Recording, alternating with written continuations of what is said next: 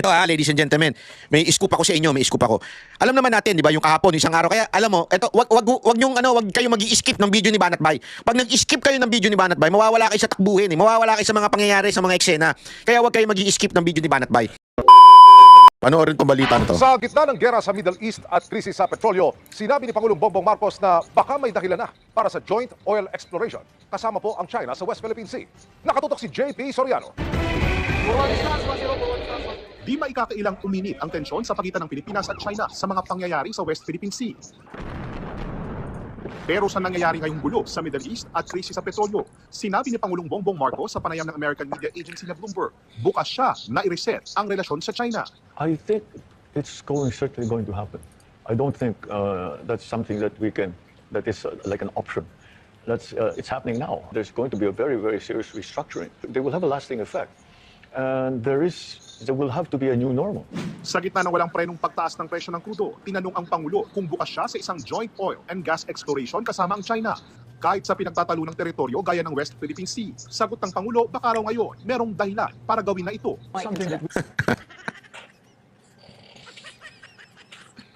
Dito mo malalaman talaga ang isang tao kung magaling o hindi. Tandaan nyo ito sa lahat po ng larangan, pati negosyo, pati organisasyon, pag ikaw ay isang reactive person, ibig sabihin, you only react to situations, ibig sabihin that person is not really a good leader. A good leader knows how to create problems, even the problems, wala pa. Diba? Even the problem doesn't exist. A good leader should know how to create that problem in his mind, in his heart, so that ready siya anytime that problem will come to exist. Diba? Pag ito ay nagkaroon na ng reality, lumabas na sa totoong buhay, bago mo pa mag-react lang, may plano ka na. Ang problema dito, ngayon mo palang iniisip to. Dapat iniisip mo na yan before kayo nagkabastusan, bago binastos ng general mo yung China, inisip mo na yan noon pa. Dapat, kinausap ka na ng foreign na secretary mo at sinabi mo, Mr. President, hinay-hinay tayo, kailangan natin yan in the future. I mean, tangina common sense eh. Common sense po yan. Sabi nga, di ba, meron nga tayong sinasabi na kasabihan, do not burn bridges, which is true. And honestly, ako, nung kabataan ko, ako dyan eh. I failed so many times na I burned bridges with doon sa mga nakalaban ko. Whether in business or whatsoever. But eventually, mamimit mo rin pala sila in the future. And because of that, alam nyo, ako po ay natuto naman po doon. Kaya nga don't burn bridges eh. Even if at this time, hindi kayo magkasundo, at this time, magkalaban kayo sa whatsoever, politika, o di kaya naman sa negosyo. Bakit? Kasi someday, magmi-meet kayo niyan. Maliit lang ang mundo. At yung mundo na yan, pag yan kayo nag-meet, at baka in the future, kailanganin mo rin ng tulong yan. Di ba? Kung matalino ka leader at prudent na leader ka, dapat alam mo yan. Anong ginawa mo? Nga tayo ngayon. Hindi, alam mo, hindi, sa bagay, meron nga namang kasabihan tayo sa mundo na ito. Ano yun? Wala pa po tayo maaaring tawaging oil crisis sa bansa. Oh, wala pa, kaya nga gusto ng reset eh. Kaya gusto ng emergency power. Bakit? Kasi Wala pa po tayo maaaring tawaging oil crisis sa bansa. yun. We've been talking about for a great deal, but the territorial disputes will get in the way of that. Maybe this will provide impetus for both sides to come to an agreement. Punto ng Pangulo, hiwalay naman daw ang kalakalan ng dalawang bansa sa away nito sa teritoryo. We've always tried to differentiate the Feeling matalino pa ito, no?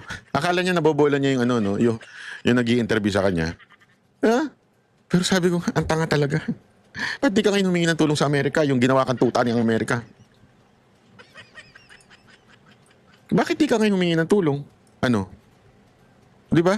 Kasi alam mo hindi tayo tutulungan. Alam mo yun, parang hindi kayo natuto sa kasaysayan. Ilang beses na nangyari yan na kinaibigan tayo ng Amerika, binola-bola tayo ng Amerika, tapos nung nagkagipitan, bahala na kayo sa buhay nyo.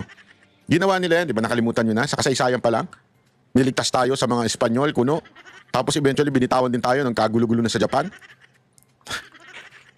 Hindi ba tayo natuto? COVID na ulit-uli yan. Eto na naman Ba't di ka ngayon humingi ng kumatok ngayon kay Trump?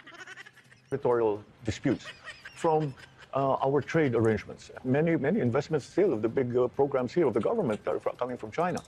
And they have not used this as somehow, they haven't leveraged this in any way. In quite the contrary, they've been very, very helpful. Sa datos ng Department of Energy noong 2020, ang undiscovered resources daw sa West Philippine Sea aabot sa mahigit 6 na milyong bariles ng langis at mahigit 7 bilyong cubic feet ng natural gas. Kabilang sa pinaniniwalaang mayaman sa natural gas ay ang Recto Bank na nasa loob ng exclusive economic zone ng Pilipinas. Dating may joint marine seismic undertaking ang Pilipinas kasama ang China at Vietnam para sana sabay-sabay na magsaliksik sa mahigit 142,000 kilometers na bahagi ng South China Sea kasama na ang West Philippine Sea. Pero ipinawalang bisa ito ng Korte Suprema noong 2023. Labag daw kasi ito sa konstitusyon dahil pinapayagan ng kasunduan na makilahok sa pag-explore ng likas na yaman ng Pilipinas ang mga kumpanyang 100% foreign-owned. March 2023, sinabi ni dating DFA Secretary Enrique Manalo na mag-uumpisa ng muli ang exploratory talks ng China at Pilipinas para sa posibleng joint oil and gas Tangina na. Ito yung ano eh. Ito yung tinatawag mong pa-PR na lang eh. Di ba? Pa-PR na lang. Alam nyo kung bakit? Kung pa-PR na yan? Simple-simple. Ngayon pa lang pag-uusapan. Ngayon pa lang babalik sa negotiation with China. Ngayon pa lang mag-uusap uli kung kailan nandyan na yung crisis. Kung kailan matatapos yung ating supply ay for 45 days. Kung kailan maghihirap na tayo, tsaka pa lang nyo naisip na, ay, usap uli tayo. How long do you think is this negotiation mangyayari? It will take time, correct? It will take time. For sure, it will take time. Tama, mali. Pero ano, nga. Yan ang problema. Nga na naman tayo nito. Ilang buwan bago yan may sa katuparan. Sa bagal ni Marcos, baka wala na si Marcos sa posisyon bago pa mo siya katuparan yan eh. exploration. Pero wala nang naging update o balita pa rito ang gobyerno, lalo pat nagkasunod-sunod na ang pangaharas ng China sa mga barko ng Pilipinas sa West Philippine Sea. Nang tanungin kanina ng media si Foreign Affairs Secretary Teresa Lazaro, kaugnay sa posibleng joint oil exploration kasama ang China. Not at this point of time, but I think it may be forthcoming. Para sa GMA Integrated News, ako po si JP Soriano. Nakatutok, 24. Galing mo talaga, Marcos, palakpakan ka. Naisip mo yan ngayon. Ito pa matindi. Ito yung ito yung sinabi ni Marcos na sabi ko nakakatawa talaga. Alam mong wala talagang alam tong presidente na to. Wala talagang alam Things eh. are beginning to open up. And although we cannot be assured right now of the supply, we can be sure that at least for 45 days we will be all right. I think that we can be fairly confident. We can be confident that after the 45 days we will still have already arrived here in the Philippines. We will have already a flow of oil, not just. Ano sinabi niya? Ano sinabi niya? Di ba may 45 days naman na ano pa? Mag-open up naman na daw. Ibig sabihin parang maayos na daw ang sigalot. Magkakaroon na ng solusyon dyan sa pinagdadaanan ng oil. Ito ulitin ko Beginning to open up. Beginning to open up. Yun na yun eh. Yung sa supply daw eh. And although we cannot be assured right now of the supply, So pero hindi naman daw tayo sure. Malapit lang. Mag-open up na. Ano ba talaga? we can be sure that at least for 45 days we will be all right. I think that we can be. At least mga kababayan, may kuryente tayo tsaka may gas tayo for 45 days. Wala pa po tayo Ano wala pa yun? po tayo maaaring tawaging oil crisis sa bansa.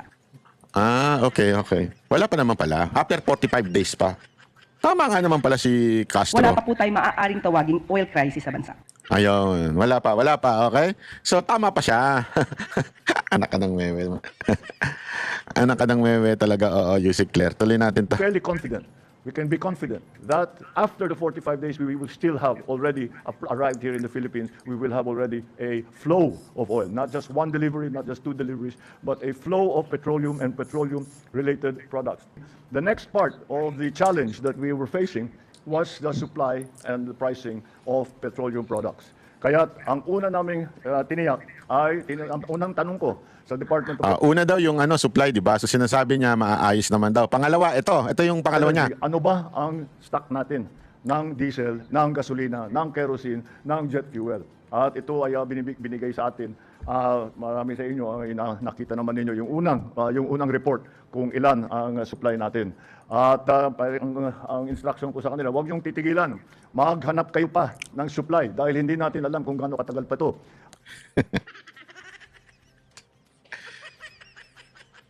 Alam mo, kawawang bansa talaga tayo. Kawawa. Hindi ko alam bakit hindi nyo pa nare-realize yung mga nanonood dyan, ng mga pinklawan. Tsaka mga Alam mo, I hate to say this, but dapat nyo talaga na ilagay si BP Sara Duterte bilang presidente. Oh. Alam niyo kung bakit? We need a person na friendship with China and with everyone else. Not like this kind of president na pumapanig sa iisa. At least si VP Sara Duterte, hindi naman siya bumabanat sa Amerika. Pero at least, ito yung kaibigan ng China. Bakit ko nasabing kaibigan ng China? Anak siya ng presidente na maayos ang relationship sa China. So somehow, she would be a good negotiator. Ngayon, ewan ko sa inyo kung hanggang kailan nyo marirealize that we need VP Sara Duterte as the president. Honestly tawagin nyo na akong mapolitical, blah blah blah, di ba? Pero we need her. We need her to represent us. To negotiate with other countries. Kailangan natin ng presidenteng ganun at this time. Kailan nyo marirealize pag wala na tayong kuryente at nagkakandila na lang tayo? Alam mo, eto sabi ko sa inyo pag nangyari yung sinasabi nilang 45 days, kasi ganito sinasabi ni Marcos 45 days meron pa tayong supply. Pero since nag-o-open up naman na, yan ang sinasabi niya nag-o-open up naman na at magkakaroon na tayo ng supply eventually, I think we're doing good. Something like that. Yan ang sinasabi niya. Naloob ko, saan mo nakuha yung sinasabing mag-o-open na? Hindi, totoo Bakit? Dalawa yan nag-aaway ang Iran Di ba? Sinasabi nga nila na nag-bluff lang to si Trump. Sinabi niya, in 48 hours or 24 hours, nakalimutan ko na eksakto, 24 ba, 48 Pag hindi kayo bobombay namin kayo. Tapos biglang lumagpas na yung oras na binigay niyang taning. Sabi naman niya, nagkausap na kami. Ano sabi ng Iran? Hindi kami nagkakausap. Eto, nasa balita, baka sabihin ninyo, ito. Tinanggihan ng Iran ang peace proposal na inihain ng administrasyon ni US President Donald Trump. Tinanggihan. Agree ba siya? Nagkasundo ba? O open na ba? Magbubukas na ba? Hindi. Tinanggihan. It's getting worse. And ladies and gentlemen, whether you like it or not, this is a prophecy. Ibig sabihin, talagang lalala at lalala. Hindi maayos yan. Kaya wag tayo mangarap na masasabihin natin na maayos yan. So what do we need now? Ibig bang sabihin yan, dahil sinabi sa Biblia na patuloy magkakagulo, ibig bang sabihin yan, pabayaan na lang natin? Hindi yun ang punto. Kaya nga there are people who would help us. That's why, di ba, habang pabulok ng pabulok, there is salt. Ano yung salt? Para ma-preserve. We need people na gano'n, not just spiritually, but also pagdating sa leadership. That would somehow help us retain yung ganitong status. Ang problema, hanggang ngayon, sip-sip pa rin kayo kay Marcos dahil nga ayaw nyo lang si Duterte. But now, this is the time that we need a Duterte leadership. Kamay na bakal na may malasakit na marunong dumiskarte.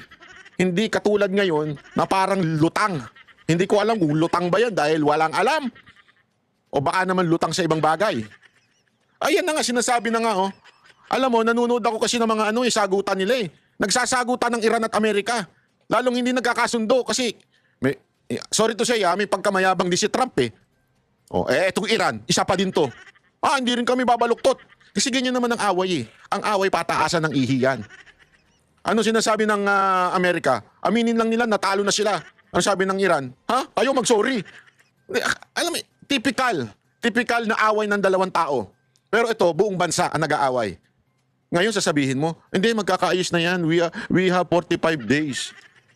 We have 45 days and everything would be fixed. Pangwakasan ng halos isang buwang digmaan sa Middle East. Para sa Iran, hindi katanggap-tanggap sa kanilang panig ang mga kondisyon na inaalok ng Estados Unidos. Ayon sa mga Iranian officials, may kalabisan umano ang mga kondisyon ng US at hindi ito sumasalamin sa patas na kasunduan. Kaya naman iginiit ng Iran na wawakasan lamang nila ang digmaan ayon sa sarili nilang pasya at timeline. Sa isang pahayag, binigyang diin ng Iranian military leadership ang kanilang paninindigan laban sa anumang kasunduan na hindi pabor sa kanilang interes. ثبات از طریق قدرت صراحتاً اعلام می‌کنیم تا موعدی که اراده ما نباشد هیچ وضعیتی به روال سابق بر نمی‌گردد. این اراده زمانی ایجاد می‌شود که به طور کامل فکر اقدام علیه ملت ایران از اذهان کثیف شما پاک شود. حرف اول و آخر ما از همان روز نخست این بوده. پس Tignan mo, no one like us will come to terms with anyone like you. Si Trump ang tinutukoy niya dito Not now and never. Itsura pa lang niya Itsura pa lang niya, yari na si Trump. و خواهد بود. کسی هم شما با کسی مثل شما کنار نخواهد آمد. Inilarawan din ng Iranian ang proposal ng US bilang isang ploy o taktika lamang. Dagdag pa rito, naglatag ang Iran ng sarili nitong kondisyon para sa pagtatapos ng digmaan. Tingnan mo yung kondisyon nila ha, para matapos yung digmaan. Sa inilabas na pahayag ng isang Iranian state-run TV mula sa opisyal ng Iran, kabilang sa counter-proposal ng Iran sa US ang ganap na pagtigil ng mga pag-atake, pagbabayad ng danyos at pagkilala sa kanilang kontrol sa Strait of Hormuz. Kita nyo? Oh. Kailangan bayaran yung war damages. Oh. Tapos itigil yung pag-atake. Ito both with Israel and America to At the same time, ang authority doon sa Strait of Hormuz is sa kanila. Yan pinagtatalunan din. Oh. Bigay rin ng babala ang Iran laban sa US. Anila hindi dapat tawaging kasunduan ng anumang resulta kung ito ay bunga lamang ng pagkatalo. تا حالا شده بود اسم شکستتان را توافق نگذارید Ano yun? Do not call your تا حالا Do not call your defeat an agreement. Tingnan mo. Sa pananaw nila, ang natalo, Amerika. Sa pananaw ng Amerika, ang natalo sila. Tapos sasabihin mo, nagkakasundo na, mag-open up na. Putang ina talaga, wala talagang alam yung natin, Pamahalaan natin, gago rin talaga eh. Walang alam. شده بود اسم شکستتان را توافق نگذارید سطح خود درگیری هایتان به مرحله مذاکره خودتان با خودتان رسیده Nakikipag-negotiate ka ba daw sa sarili mo? Tatawa ako eh. خبری از سرمایه گذاری هایتان در منطقه خواهد بود و نه قیمت سابق انرژی و نفت را خواهید دید تا وقتی که بفهمید ثبات در منطقه توسط دست قدرتمند نیروهای مسلح ما تضمین می شود. Samantala, binabantayan ng Iran ang galaw ng pwersa ng Amerika sa rehiyon, lalo na ang planong pagpapadala ng libu-libong sundalo mula sa 82nd Airborne Division sa gitnang silangan. Babalaan ni Iranian Parliament Speaker Muhammad Bagher Agdalibaf, huwag subukan ang kakayahan ng Iran na ipagtanggol ang kanilang teritoryo. Alam mo ba na may balita nga na ubus na ang gamit ng Amerika to the point na pinupull out na nila ibang forces nila sa ibang mga bansa para lumaban na din. Kasi nga, remember, mas malayo sila.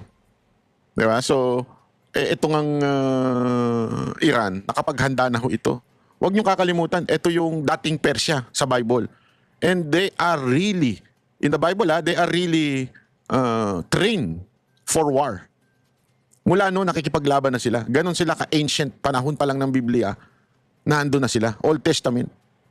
So talagang, hindi ko naman sinasabi minamaliit ko ang Israel. Hindi yon. Pati ang Israel, ganon din naman. Ang Amerika nga lang na tumutulong, na ang problema kasi, mas nagbibida-bida ang Amerika ngayon. Di ba? Ngayon nga, nagkakabombahan na naman. Tapos, again, wala akong kinakampihan Wala akong kinakampihan sa Iran at saka sa Amerika. Pero ang sa akin lang, o sa Israel, ang akin lang, may kanya-kanya silang pinaglalaban. Hindi na tayo concerned doon. Ang concern lang natin, mali tayo na ang pinanigan. Pinanigan natin to the point ang Amerika doon sa away ng Amerika at China. Naintindihan nyo? Ang nag-aaway dyan, China at Amerika, may pinag-aawayan sila. Proxy war nga lang, di ba, tayo? Nakikisawsaw naman tayo kasi nga, anong dahilan? Marami nagsasabi na netizen, dahil lang daw sa yun sa mga na-freeze na asset ng mga Marcos, yun ang parang inex deal para muli tayong mag-lean sa Amerika. At saka yung mga cases doon. Which I do not know if nangyari ba yun? Yung ba ay naisa katuparan? But kung titingnan mo ang external factor, yun ang nangyayari. Ibig sabihin, talagang nangyayari na tayo ay sumipsip ng todo sa Amerika to the point na dinimonize natin ang China. Okay lang naman sumipsip sana eh. Alam mo, sa lahat ng bagay, sa lahat ng mga kumpanya, grupo, normal yan yung mga sumisipsip. Normal yan. Ang masama dyan ay yung sumipsip ka at inapakan mo kapwa mo para lang umangat ka. Yun ang masama doon. Yung sumipsip, walang problema yan. Kanya-kanyang diskarte yan. Ganyan talaga buhay. Huwag ka lang mang-apak. Ang problema sa ginawa ng Pilipinas, sumipsip ng todo sa Amerika tapos dinurog at dinimonize ang China. Tapos ngayon may problema tayo, lapit tayo sa China. Naintindihan niyo ibig ko sabihin? Noel Polyarco, humahataw. Sige, eto naman. Side naman ng Amerika. Baka sabihin ninyo side lang ng Iran ang pinarinig natin. Side naman ng Amerika. Ayan na. Good afternoon, everybody. Good Good afternoon. to see all of you. Thanks for coming today. The remaining elements of the Iranian regime have another opportunity to cooperate with President Trump, permanently abandon their nuclear ambitions, and cease actively threatening America and our allies. But the president's preference is always peace. There does not need to be any more death and destruction. But if Iran fails to accept the reality of the current moment, if they fail to understand that they have been defeated militarily and will continue to be, President Trump will ensure they are hit harder than they have ever been hit before. President Trump does not bluff, and he is prepared to unleash hell. Iran should not miscalculate again. Ayan na, oh. Ang sagot din ng Amerika. Ha? Hindi nagbabuff ang aming presidente. He is ready na dalhin ang impyerno dito sa lupa. Yung akala ninyo nakakatuwa yan? Sabi ko nga sa inyo, tayo ang tatamaan eh. Tayo ang tatamaan. Bakit? Jologs tayo eh. Gengging tayo eh. Sila mayaman sila, magsusurvive sila eh. Tayo gengging eh. Hindi ka naniniwala na gengging tayo? Alam mo ba ngayon ano uso? Para lang sa kaalaman ninyo kung gano'n na tayo kagengging ha. Ano uso ngayon? Alam nyo kung ano? Gas and run. Yung magpapagas tas tatakbuhan nyo ng pagasolina. Yung gasoline station. Meron na sa balita niyan. Gano'n na tayo kagengging. Gano'n na tayo kahirap.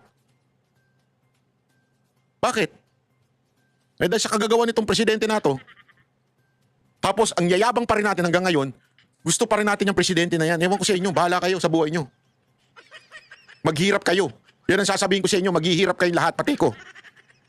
Pero syempre, I do not say that to myself. I'm trying to be positive. Pero hihirap tayong lahat. Dahil sa kagawa ng presidente na to.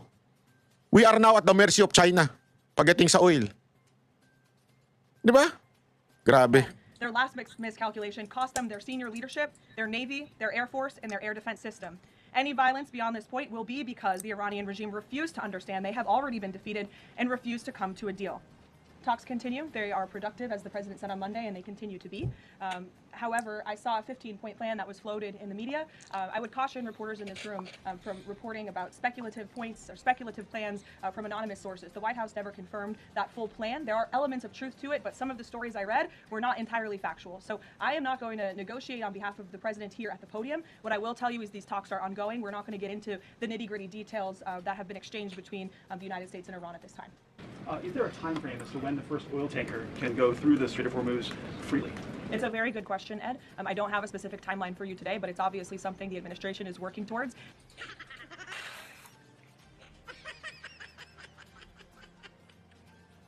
Kita nyo na?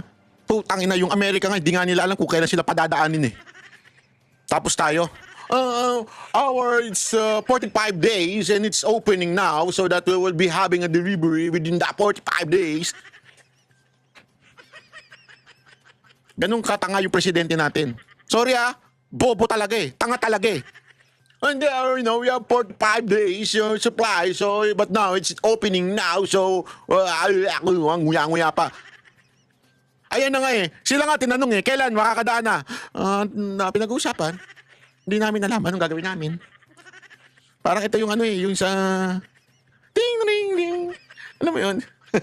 Anong bili ko yun? Yung dalawang blonde na nasa kotse, tapos kumakanta ng siya naalala ko eh. As quickly as we can. As far as tankers through the strait, something we're tracking very closely, but obviously the administration is coming up with creative new solutions by the day to keep the price of oil stable. When it comes to the Vice President, J.D. Vance, what has changed that has made him... Di ba? Pero again, don't worry people, mga Pilipino. Bakit? Wala pa po tayong maaaring tawaging oil crisis sa bansa. Yan, huwag kayo mag-worry. Wala pa daw tayong oil crisis. Mamaya, ipapakita natin kung ano yung demand at sagot ng China. Ay nako, ewan ko sa'yo. Ewan ko talaga sa'yo. Ito yung mga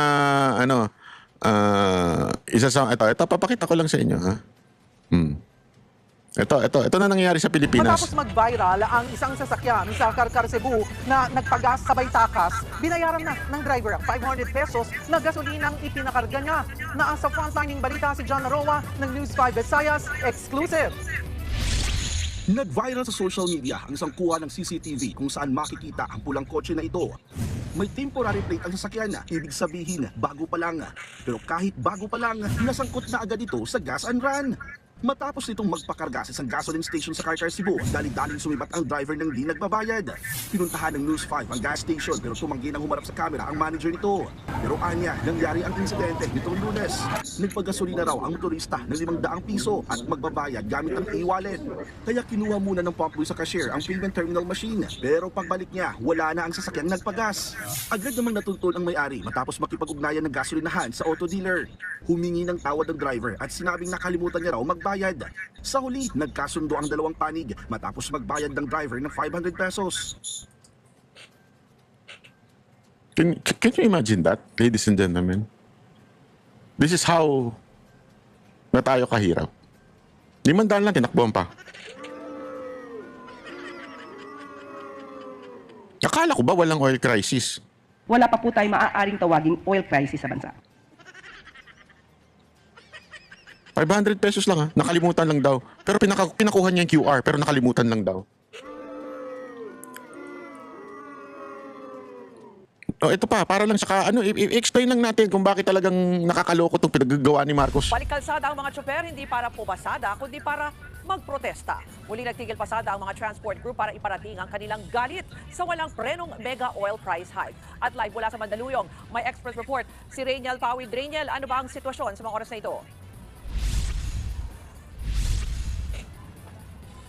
Nagpapatuloy nga yung 2 araw na nationwide tigil pasada na ikinasa nitong iba't ibang transport group na pinangunahan rin niya ng Manibela at ng Piston. Yung ilan nga sa mga nakausap natin na tsoper ay tila nawawalan na rin ang gana sa pamamasada dahil nga dito pa rin sa mag-iisang buwan ng sunod-sunod na serye ng big time oil price hike dahil yung nakikita nila o yung kinikita nila sa kalsada ay sakto lang daw panlaman nga doon sa kanilang mga tiyan. Yung ilan nga ay kinukulang pa doon sa pagbaboundary. Kaya naman yung ilan sa mga nagpapatuloy na nagpuprotesta dito sa mga kalsada, sinabi nila na makikisa sila dito nga sa isinusulong nitong Piston at ng Manibela na magpatuloy pa itong tigil pasada hindi lamang ngayong Huwebes at Biyernes dahil nakausap din natin kanina si Manibela Chairperson Marval Buena at sinabi niya na yung tigil pasada na ito ay hindi lamang daw talaga ngayon dahil nga technically nagsimula pa ito kahapon dahil marami sa kanilang mga miyembro kahapon pa lamang ay hindi na nga pumasada. Ang sabi nila magkakaroon pa ng isa pang round ng dialogo sa pagitan ng mga transport sector leader para naman ikasa yung panibago pang transport strike matapos lang